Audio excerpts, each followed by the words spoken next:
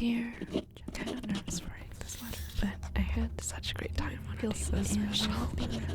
It's so amazing to see the way your nose crinkles when you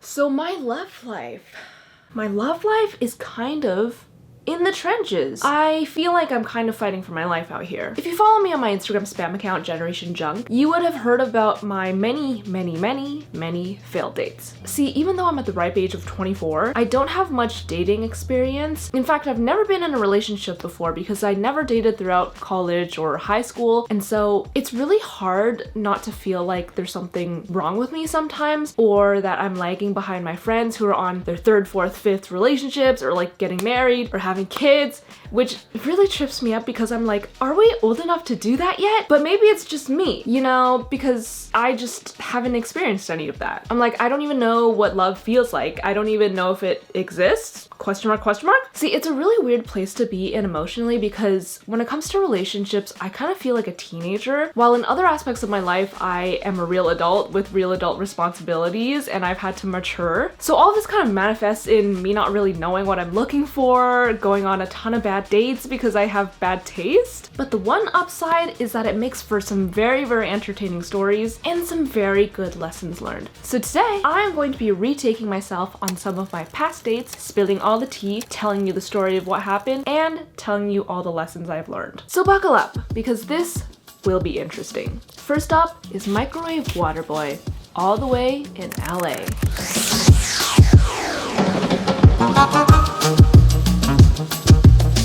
I had matched with this guy on Hinge August of 2021. This was when I was in LA, so we matched in LA, and then I flew back to Vancouver like 2 days later, and I was really, enamored by how persistent and interested he was, given that I was literally not in the same country as him. So I was like, oh my god, like, this boy really likes me. We texted on Hinge for a couple days, then he asked to video call on Hinge, so I'm like, okay, sure, I've never done this before, but what's the harm? He seemed very intent on like meeting me someday when I went back to LA, but he was like, for now, let's just video call. So I was like, okay. So we hop on this Hinge call and I'm like, I'm really scared. I don't know what to expect, but we start talking. I'm like, okay, this guy's like actually pretty cute. And like we get along well. We have the same sense of humor, kind of like dry, sarcastic vibe. We end the call and he asks for my number. And I was like, I guess I had an okay time. So I give him my number. I don't hear back from him for a little while. And then 4 hours later, I get a FaceTime call from a random number. I'm like, I don't recognize the number. But for some reason, I thought it was my friend. So I pick up and it's this blonde girl, this random girl I've never seen before. She's sitting in the passenger seat of a car. And she's like, hey, Jennifer, like, I wanted to meet you. And I was like, hello? I have no idea who you are. And she pans her phone to the guy in the driver's seat of the car. I'm like, what is going on? Turns out this guy, after our call, like he went out with two good like girlfriends and was like raving about me because he was like, oh my god, I met this really cool girl on Hinge and like, let me tell you all about her. See, at the time I was like, oh my god, like this like a boy likes me that much to like tell his friends about me. Looking back, no, because is that not weird? That is weird, right? For the next 3 months, I still was in Vancouver. I was not in LA. So we basically had a pen pal relationship for 3 months. Over these 3 months, there were so many red flags that I did not see because I thought it was just like funny and I thought he was like joking about them. So he would like send me pictures of his pile of empty Diet Coke cans. He sent me a video of his closet. He would send me pictures of his new apartment. Oh, the one saving grace was he did send me a picture of him and his chinchilla on his shoulder. I thought that was the cutest picture ever. I wish he just like ghosted me after that because I would have had the best impression of him. Over the 3 months, he would continue to FaceTime me randomly, but only with his two girlfriends. You know, the hindsight is 2020. So 3 fateful months later, I finally returned to LA. This boy asked me on a date and we end up at Pink Taco. This man is vegetarian. He was like, oh, I want to take you to my favorite veggie taco place in town, Pink Taco, which I just tried to order veggie tacos and it's literally not on the menu anymore. So I don't know if it was like so bad that they took it off, but they were like sweet potato tacos. Anyway, they're not on the menu anymore. But anyway, I go on this date. Within 5 minutes, I'm like, oh no, I have made a grave mistake. And I realized that you should absolutely meet people on dating apps as soon as you possibly can. You can waste 3 months being pen pals and nothing can come of it because this man turned out to be so weird. For context, this guy graduated from USC, grew up with a lot of money, and this man had just secured a high-paying finance job. He just got a new apartment in LA. And so he was telling me about it and like asking me about like decor tips and whatnot, which is like kind of really up my alley. And then I was like, oh, have you bought pots and pans yet? He's like, no. I'm like, oh, like, are you gonna buy pots and pans? He's like, no. This is like a fully like 23-year-old boy who like has like a job and like is educated. So I'm like, oh, like, why don't you want to get pots and pans? He's like, I don't cook. I'm like, but what if you like want to cook a scrambled egg one day? He's like, I've cooked once in my life and it was a scrambled egg. And I was like, oh shit. Oh, it gets worse though. I'm like, well, maybe you're gonna want to learn. Like, he's like, no, like, I'm not gonna cook. So I'm like, okay, I'll back off. I'm like, well, wait a second. Like, how do you boil water? Like, if you need to, I don't know, like make noodles, like what if you want hot water for tea? This man goes, oh, I don't need a pot. I just take tap water and put it in a plastic bowl and put it in the microwave to boil. Is that not the mustiest thing you've ever heard in your life? Like, this man is willingly ingesting carcinogens instead of getting a pot. After that, this man no longer had a real boy name. He was just microwave water boy in my mind. So basically at this point, I'm like mentally checked out, but I'm like desperately trying to find some point of connection or some point to like save this man in my mind because I refuse to believe that like 3 months of talking all led up to this point. And it's especially frustrating to think about the fact that during these 3 months, I was like agonizing over every time that he wouldn't reply for an extra hour. Every time that I wouldn't wake up to a text, I would be stressed out, wondering, is this man gonna call me? Is this man gonna text me? And like, I was like anxiety ridden, all for a microwaving water boy.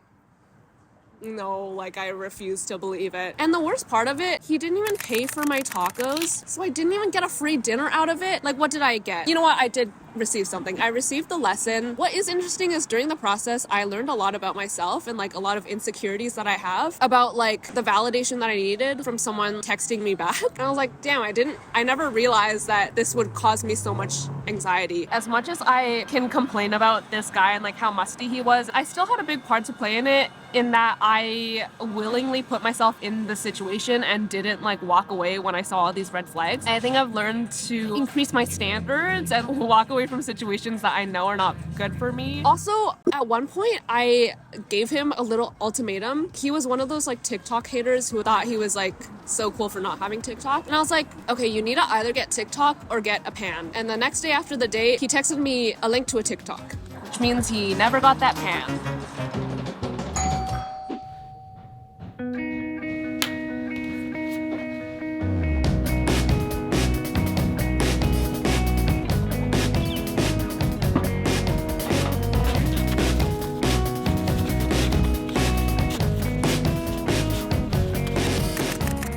Next up was chemistry PhD. We matched on Hinge and I thought he was the cutest boy in the world. He had curly brown hair, ocean blue eyes, and was super smart and funny. He was doing a chemistry PhD. Can you tell I put him on a really high pedestal? So after talking for a couple days, I asked him out first because I was like, I'm in my girl boss, ask for what you want era. And he agreed. We end up going to Glitch Bar in Vancouver on a Tuesday night. Before this date, I was flipping my shit. I was freaking out, sweating through my deodorant. So when I showed up to the bar first, I immediately ordered a drink. He did warn me that he might be late, and sure enough, he shows up 30 minutes late. But he apologizes profusely because the lab that he TAs for ran late. In my head, I'm like, damn, okay, if like I had him as a TA, I want him to stay late too. Anyway, when he arrives, I'm like, oh my god, this boy is so much cuter in real life. Right off the bat, we get along super well. We have great banter, same sense of humor, and the conversation flows so smoothly. Like, we talk for 2 hours about life goals, goals, passions, thoughts on religion, movies we like, the universe, existentialism, like all my favorite topics. And then I find out he also likes to cook, crochet, and do pottery, and carries a tote bag. Where did this written by a woman, soft boy, tote bag carrying man come from? You can see where the pedestal raises even higher at this point. So after we talk for a couple hours, we decide to play some games, and I think it's so funny and cute that we're both terrible at ball sports like basketball and skee ball, because this boy's also deep into nerdcore. Like, he went to wizarding camp as a kid and dressed up as Harry Potter for Halloween. I thought that was the cutest shit I've ever heard. Then we stay so late that the bar closes. He was like, oh, do you want to like go outside for a walk? In my mind, I was like, boy, you want to kiss me or something? It was like midnight, and it was like really good vibes. And he like told me about chemistry, and honestly, I did feel a little bit like dumb. So I was like, I don't know what you're talking about.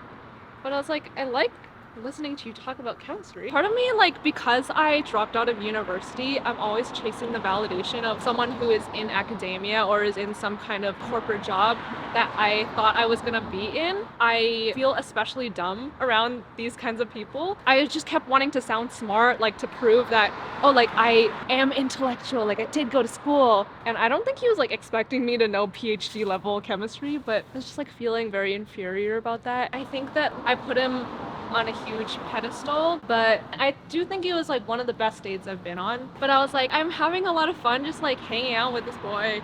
At a certain point though, I was like, okay, it's almost 1 a.m. and I was like, no, I'm not gonna kiss him or go home with him on the first date because I gotta be a little mysterious, leave him wanting more, you know what I mean? We say our goodbyes, I basically scream for an hour afterwards in the Uber, and then he texts me asking if I got home safe, and we continue chatting for the next couple days because I was going to New York. But here's when I started to really crumble. We were texting long chunks back and forth, but he never once asked me when I'd be back from New York, which I thought was really weird because we were having such good conversations and we had such a good date, and he was telling me all about his life. He's sending me pictures of what he's crocheting for his family and saying he's making me a little crochet bee. Like, what? So then he starts asking me for crochet tips. So at a certain point, I'm like, okay, I have to cut this texting off so we can save this conversation for like actual in-person date material, because I don't want to have like an all texting relationship like this previous microwave odd boy. Hey, at least I learned my lesson. So because he's not gonna do it, I decide, you know what? I'm gonna ask him out again. Feminism is alive and well, ladies. So I go, I'll give you all my crochet tips on our next date. Where are we going? And then nothing. 1 day goes by, nothing. 2 days, nothing. 3, 4, 5, 6, a week goes by.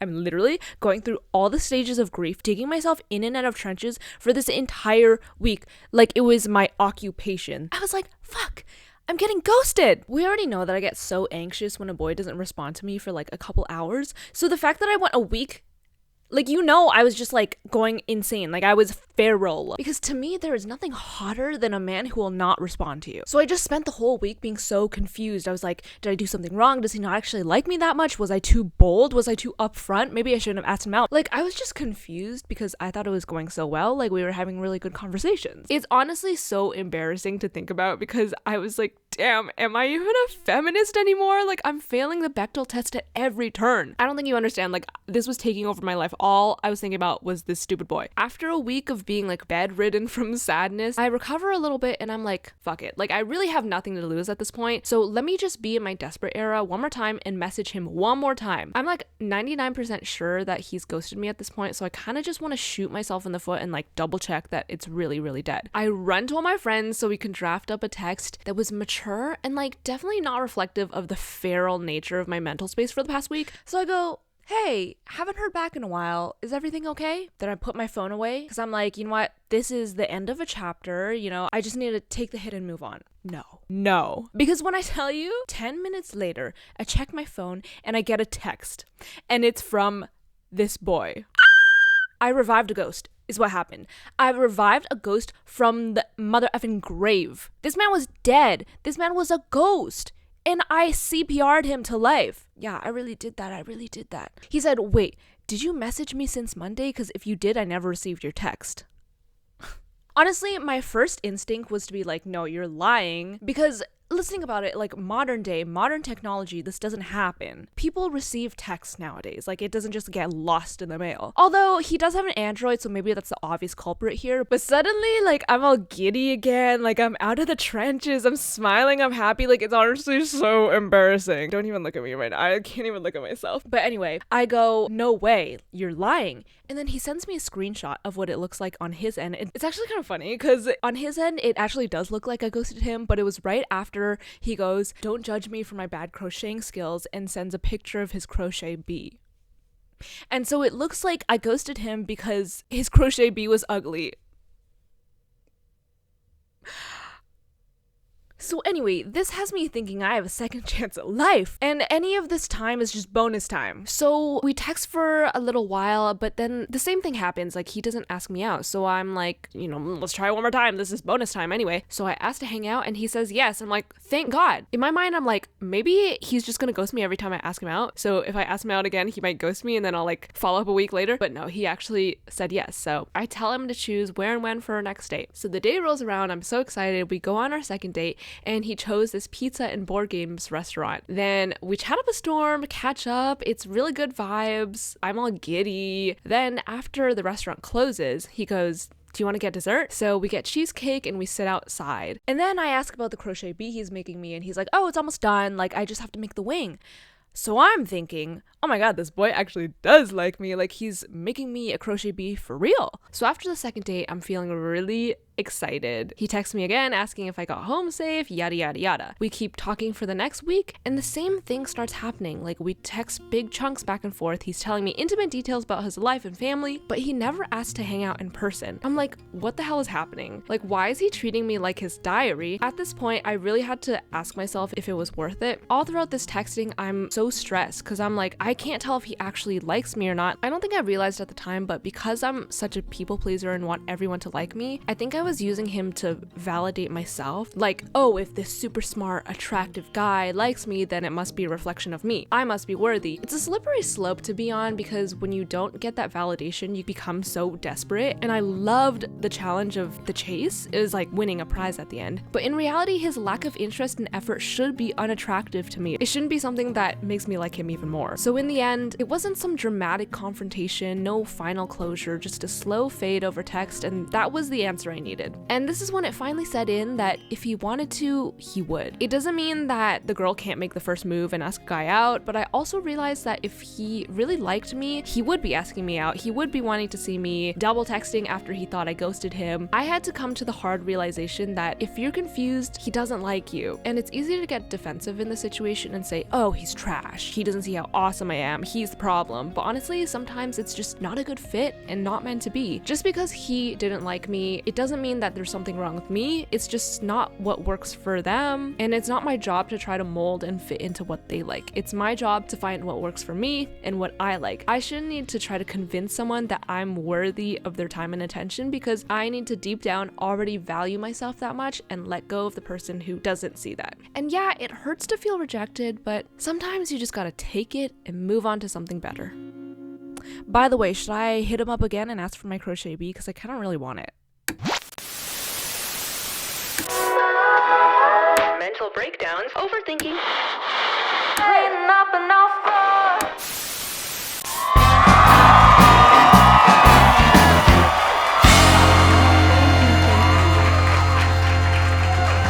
Hi there, and welcome back to Glowing Up with Jen. I'm Jen, and this is the show where I help you improve your life. Today we're tackling the age-old issue of love, dating back to the beginning of time. Pun intended. Now, if you're tired of going on bad dates or just generally disappointed in your love life, you've tuned into the right show. The number to call is 1-800-HOW-222-LOVE. I see the lines are already lighting up. Caller number 1, you're on. How are you? Honestly, Jen, not good at all. Oh, I'm sorry to hear that. How can I help? I just feel like my love life is such a mess. Like, I just want to be in love, but I keep going on these dates and getting ghosted. Like, I went on this date with the British pilot. Honestly, he might have been a flat earther. But he was so handsome, and then out of nowhere, he ghosted me. Sorry, you said he was a what? Yeah, he was a ghoster. Oh, for some reason I thought you said he was a flat earther. Yeah, the flat earth thing was kind of questionable, to be honest. You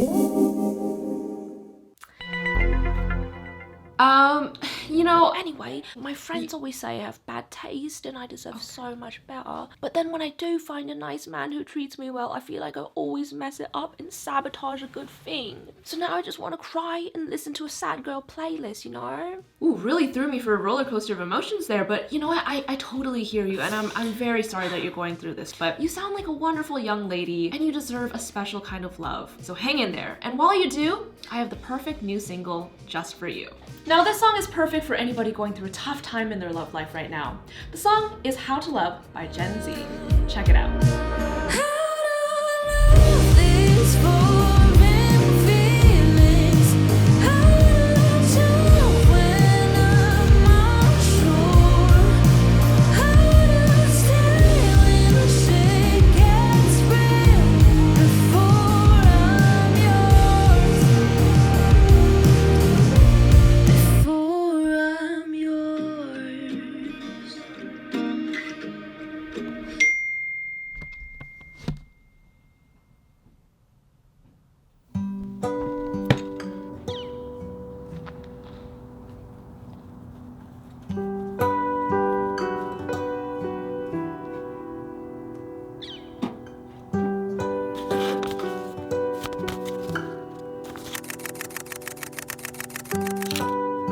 Welcome to date number 3. We'll call him the lifeguard. You want some? Alright, so I met this boy on Hinge, and I matched with him because one of his voice prompts I thought was funny. We texted for a little bit back and forth for like a week or two. I was like, if I meet up with him, cool. If I don't, I don't. Why am I having such trouble? And the whole vibe was very comfortable and casual. It definitely was not a high stress situation like the one before. It was a nice contrast to chemistry PhD because I actually was talking to this guy around the same time. So when he finally asked to get coffee, I was like, yeah, sure. Like, this guy seemed cool. Yeah, let's get coffee. Clearly, I did not get coffee. So this is not a historically accurate detailing of the date, food-wise or costume-wise. I had to take some creative liberties because the matcha latte that we got, I had mad diarrhea afterwards, so I'm not revisiting that cafe. Going into it, I didn't really have high expectations, so I was like, I'm just gonna go into this trying to meet someone new. Usually I freak out a lot before going on dates, but for some reason I felt really at ease before this date. So I meet this guy. We sit down at the park, and right off the bat I make a judgment. He was wearing a drawstring backpack. I know that I have no room to judge your choice of carrying device because if you can recall, in LA I once went out with a guy. We call him Backpack Ben because he made fun of me for wearing like a mini backpack. He said LA girls don't wear backpacks. I guess hurt people really do hurt people because the bullied has become the bullier. I didn't say anything about the drawstring, I just made an observation. I was like, that is a choice. But I didn't hold it against him, and to my surprise, we actually got along really, really well. And like, it was really good vibes all around. He was really funny. We got each other's senses of humor. And I was like, oh my god, I really should give people a chance. Yeah, it was like a good surprise. We talked about how stupid people are on the strip in Las Vegas, shows that we like, deep philosophical topics, thoughts on the universe, purpose in life. Like, we really covered a lot of ground and we aligned on a lot of topics. We just had like a really good conversation and good banter. I can't really say anything negative other than the drawstring backpack. And he also asked me questions, which I feel is so rare on my dates. Sometimes I literally feel like I am an interviewer. I feel like for a lot of men, dates are kind of the only time in their life where they can express themselves, talk about their feelings. And so I've noticed that with a lot of guys that I've gone on dates with, like, I become their journal.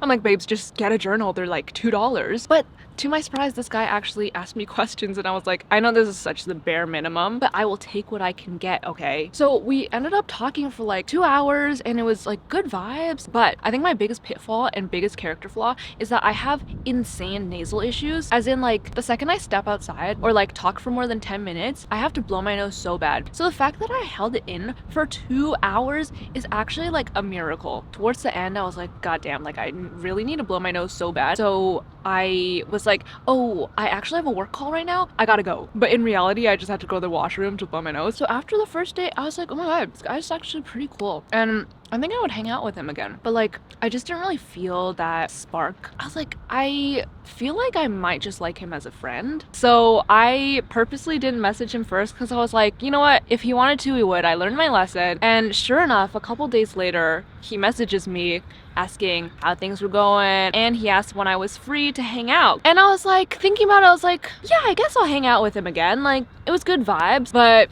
I couldn't help the feeling inside. Like, I don't know in what way that I like him, but I guess that's what going on dates is for. You like find out whether or not you like them in a certain way. You get to know them more. Like, going on a date does not mean you're committed to anything. Going on a date is just like hanging out with someone, seeing if you vibe. So I was like, yeah, I'll hang out with you again. But I was like, I feel like I remember something on his profile. So I went back to his profile and checked, and I was like, oh my god, thank god, because it said dating goals, looking for friends. And I was like, oh my god, that's perfect. So for a second date, we met up kind of in a similar area. We went to the ice cream shop to get some ice cream and caught up. And then we make our way over to the water and we sit right in this spot, in this exact location. We sit down and he tries to sit super close to me and I'm like, oh, I don't think I messed with that right now. It takes a lot for me to be like touchy with someone. Physical touch is like the bottom of the tier on my love languages list. It literally has 1 point. So I'm like, if I don't need to touch you, I won't. I will only really touch people that I'm really comfortable with. And so I sat a little bit away from him. As we're talking, every time that I look over, he would be like scooching a little bit closer to me, and I was like, fuck. Eventually he started getting like really touchy with me. He was like stroking my jacket, this exact jacket. He was like petting my jacket and he was like, what's this material? And I was like, it's corduroy. Whoa, maybe that was a test to see if I would say girlfriend material. I don't even want to think about that. He was like touching my jacket and he was doing like playful pushes and just like putting his hand on me and stuff. I was sitting there like a stick, like I was giving nothing back. It's just really interesting because now looking back, these are all the exact things that I like would have wanted this previous guy to do because I was really into him that way. So now when I'm reflecting on it, I'm like, do I just not like this lifeguard guy because he's giving me affection and like showing me that he likes me? Is that the reason why I'm not into it? Like, I finally got the validation that I needed and now I'm like, okay, I'm gonna bounce. Because all of a sudden I was like super uncomfortable. I was like, I don't want to be here anymore. I don't like you anymore. I want to leave. And this has happened to me multiple times in my life where I will like someone and the second that I feel like they might reciprocate, even if they don't actually reciprocate, I'm like, okay, I gotta go. I gotta bounce. Like, I don't like you anymore. Like, I have the biggest feeling of ick in the world. I think that deep down, maybe it's unsettling to me because it's not a reflection of how I see myself. It's like, oh, like, why would you like me? Like, I don't even like myself. Your standards are low for liking me. It's just such a weird, twisted way of thinking that I just like don't want to be that way because it makes me run away from every situation where I would feel safe and loved. At this current moment, I can't tell if it's because I genuinely just don't vibe with that person, I don't like them, or if it's because I just reject any feelings of affection from someone else. I don't know. Did I just not like him? Or did I not like the drawstring backpack? Because let me tell you again, the first date, he brought the drawstring backpack. I was like, I'm gonna let it slide. Second time, and I was like, okay, this is your staple storage sack that you bring everywhere. I don't know if I really fuck with that, to be honest. I know I'm sounding really judgy right now, but it's really the little things. Is this mean? Oh my god, I think I'm a drawstring backpack hater. But anyway, after that little datey scenario, when we parted ways, it was a little lingering and I felt like he was trying to kiss me and I was like, get home safe, bye. I'm not doing this, I can't kiss you. Like, I feel so uncomfortable. I just like never want to see you again. I want to run away. Like, I was like, okay, I'm not gonna text him. Like, I kind of want to leave it alone. But at the back of my mind, I knew that he was gonna text me. Sure enough, a couple days later, he texted me again. He's like, hey, how are things going? Are you free on Saturday? Like, I'd love to take you to this bar. And at that point, I was like, I really don't want to go, but at the same time, maybe I'm just not giving this guy enough of a chance. Maybe I'm not giving myself enough of a chance. Maybe I'll start to like him more, warm up to him, and maybe I will be attracted to him in that way if I just hang out with him more. So I said yes, which I came to regret because I just was trying to force something that wasn't there. So he's like, awesome, like planning out this whole day, and the next day I was like, oh my god, like I really can't do this. Like I in my body, I just feel this deep visceral reaction that I shouldn't go. At that point, I was like, I'm kind of down to be just friends with him. Like, I know that I'm not attracted to this guy anymore, whether it be because I actually wasn't attracted to him or I was just like feeling the ick because he actually liked me. So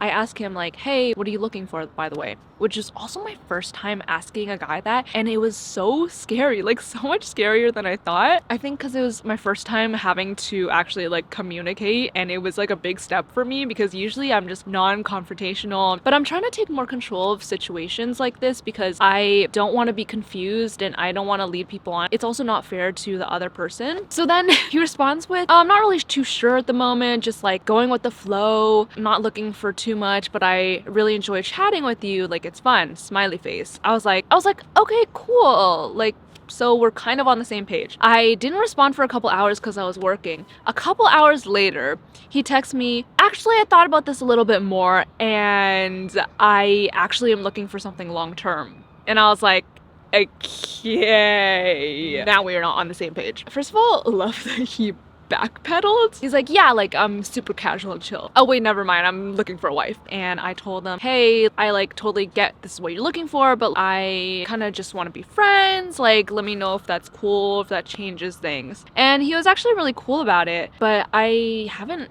hung out with him ever since because it makes me really uncomfortable to know that someone's intentions might not just be for friendship, because I know a lot of guys will stay in friendships with girls just for the purpose of like, oh, maybe something will happen down the line. Like they're kind of in it for the long game. At the end of the day, I definitely don't think he was the right person for me. Like this man was doing everything that I would want a guy to do for me, but like at the same time, that's exactly what I didn't want. This is the cool and uncool thing about dating. As much as you think that you are secure within yourself, we don't live in like an isolated vacuum chamber. And the second that you start dating, all these insecurities and problems arise. It is kind of good to go on these dates because these are all things that I would never have learned about myself if I had never put myself out there to go on these dates. I still have a long ways to go on working on myself. You know, I used to think I loved myself fully, but after going on all these dates, it surfaced a lot of my insecurities because you have to be vulnerable and actually show who you are. And I realized I still need to learn how to love myself. But I'm stream how to love. I didn't want to share a lot about myself on these dates because I realized I wasn't really proud of who I was and I didn't want them to see the mess inside. Which is why when people do like me back, I run away because in my mind it doesn't really equate, like it doesn't make sense. Like why would they possibly like me when I don't like myself? I know, it's kind of a depressing thought. But I can see all my failed dates as a waste of time, or I can think of them as opportunities to learn more about myself and grow, because at the end of the day, all you have is yourself. It's the longest relationship you're ever gonna have, so don't worry too much about stupid boys. There's so much more to life than being someone else's girlfriend or boyfriend or other half. And just because you haven't found it yet does not mean that you don't deserve to be loved. I know I don't really ever say it, but I love you, even for all the things you don't love about yourself quite yet. But that's okay. It's you and me, and that's more than enough. Love myself.